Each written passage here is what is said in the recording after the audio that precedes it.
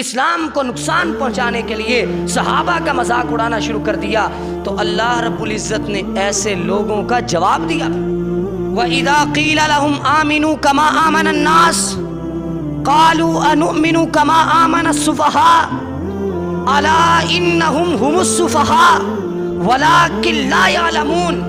اللہ رب العزت نے منافقین کے طرز اور طریقے کا تذکرہ قرآن میں کر دیا ہے کہ منافقین سے جب کہا جاتا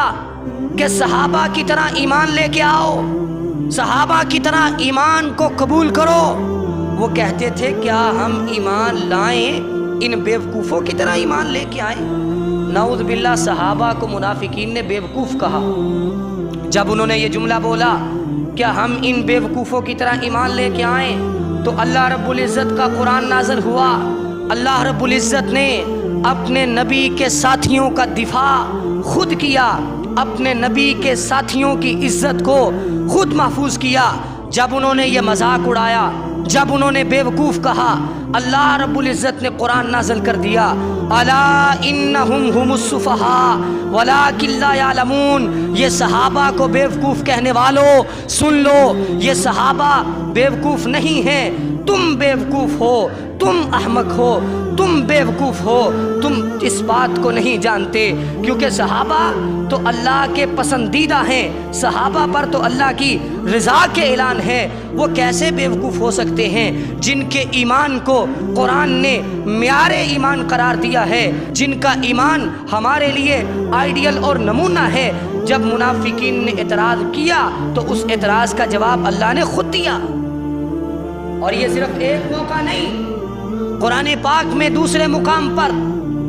جب جنگ تبوک کا موقع تھا، نبی علیہ الصلوۃ والسلام نے چندے کا اعلان کیا۔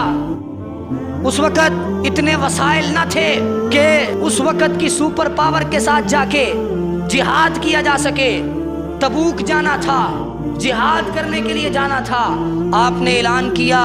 صحابہ کے سامنے کہ چندہ اکٹھا کیا جائے، ہم نے جہاد کے لیے جانا ہے۔ اس وقت صحابہ کرام نے جتنی جتنی طاقت تھی، جتنی وسعت تھی، اپنی خوش دلی کے ساتھ چندہ لا کے نبی علیہ الصلوۃ والسلام کی خدمت پہ پیش کیا۔ وہی موقع تھا جب سیدنا عثمان رضی اللہ تعالیٰ عنہ نے 1000 دینار نبی علیہ الصلوۃ والسلام کو دیا تھا۔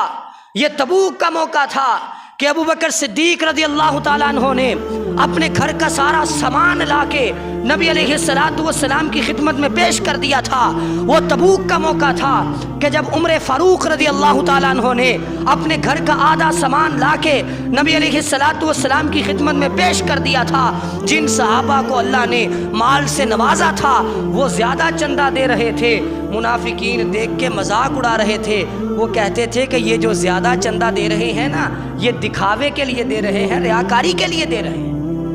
الذین یلمزون المتطوعین من المؤمنین فی الصدقات والذین لا یجدون الا جہدہم فیسخرون۔ انہوں نے صحابہ کے صدقے کا مذاق اڑایا، اور اگر کوئی صحابی تھوڑا صدقہ دے رہا تھا، تھوڑا چندہ دے رہا تھا، اس کے پاس اتنا مال نہیں تھا، بلکہ بعض صحابہ اکرام نے تو سارا دن محنت اور مزدوری کر کے شام کو جو اجرت ملتی تھی وہ اجرت لا کے رسول اللہ صلی اللہ علیہ وسلم کی خدمت میں پیش کر دیا کرتے تھے، کیونکہ انہیں پتا تھا کہ ہم جہاد کے لیے جا رہے ہیں، ہم تبوک کے لیے جا رہے ہیں، وہ اتنا دور دراز کا سفر ہے، سامان بھی زیادہ چاہیے۔ جب صحابہ کرام تھوڑا صدقہ لے کے آتے تھے، تھوڑا چندہ لے کے آتے تھے، تو منافقین مذاق اڑاتے تھے، کہتے تھے کہ اتنے تھوڑے سے چندے کے ساتھ یہ روم کو فتح کرنے جا رہے ہیں، تبوک جا رہے ہیں، اتنے تھوڑے سے مال کی، تمہارے اتنے تھوڑے سے چندے کی اللہ کو کیا ضرورت ہے؟ انہوں نے تھوڑے صدقے کا بھی مذاق اڑایا، زیادہ صدقہ کرنے والے کا بھی مذاق اڑایا۔ سخر اللہ منہم، اللہ نے قرآن نازل کر دیا، یہ صحابہ کا مذاق اڑا رہے ہیں، ہم ان کا مذاق بنا دیں گے، اللہ ان کا مذاق اڑائے گا، اللہ ان کو مذاق بنا دے گا۔ ان المنافقین فی الدرک الاسفل من النار،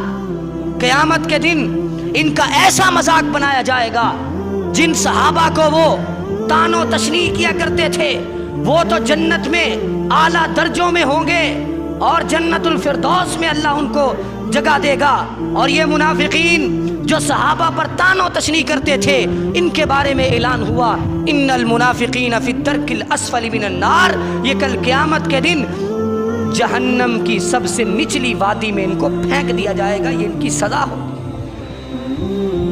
اللہ رب العزت نے جہاں صحابہ کا دفاع کیا ہے نا، وہاں صحابیات کا بھی دفاع کیا ہے۔ جب سیدہ عائشہ رضی اللہ تعالیٰ عنہ ام المؤمنین پر الزام لگانے والے منافقین نے آپس میں سازش رچائی اور بات کو پھیلا دیا، الزام لگا دیا، اور اللہ رب العزت نے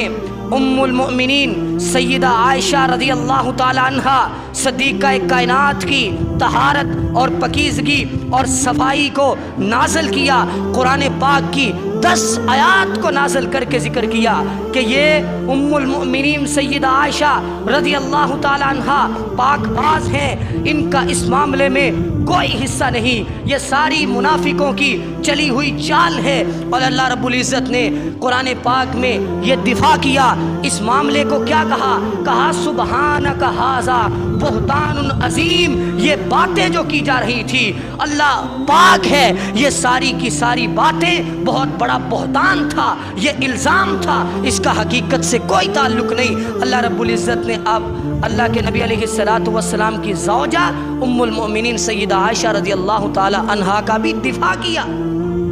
اللہ رب العزت نے خود دفاع کیا۔